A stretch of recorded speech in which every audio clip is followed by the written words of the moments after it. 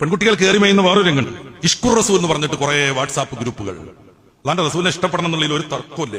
ഈമാൻ പൂർണ്ണമാണെങ്കിൽ മുത്ത് ഹബീബിന് ഹൃദയത്തിന്റെ താളവും ആത്മാവിന്റെ സംഗീതവുമായി കൊണ്ട് നടക്കണം. അതിനൊന്നും ഒരു തർക്കമല്ല. റബീഅത്തുൽ അദവിയ്യ അങ്ങനെ നടന്നത് വാട്സാപ്പ് ഗ്രൂപ്പിൽ മേഞ്ഞിട്ടല്ല.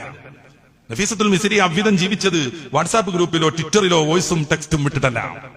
നമ്മുടെ നാട്ടിൽ കുറെ പെണ്ണുങ്ങൾ ആഷിക്കാത്ത് ഗ്രൂപ്പുകൾ, എന്നിട്ട് നന്നായിട്ട് മനോഹരമായി പാട്ട് പാടുന്ന ഒരു ചെറുപ്പക്കാരന്റെ കല്യാണത്തിന്റെ അന്ന് ഇവരൊക്കെ ഹൃദയം പൊട്ടിയിട്ട് വിലാപം. അവരങ്ങനെ തന്നെ മെസ്സേജ് ഇട്ടുന്നു, പല ആഷിക്കാത്തുകളുടെയും ഹൃദയം പൊട്ടുന്ന ദിവസമാണ്. എന്ത് കാര്യത്തിന്?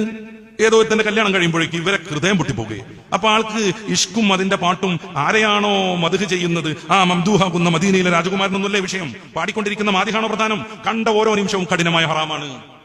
ഇഷ്കിന്റെ പേരിൽ സംഘടിക്കുക, അഭിമായ നബിതങ്ങളുടെ സ്നേഹത്തിന്റെ പേരിൽ സംഘടിക്കുക. ഇങ്ങനെയൊക്കെ സംഘടിക്കാൻ ഏത് ഇസ്ലാമാണ് ഇവർക്ക് സമ്മതം കൊടുത്തേ? അപ്രകാരമാണ് മറ്റൊരു തോന്നിയാസം. പറയാതിരിക്കാൻ വയ്യ.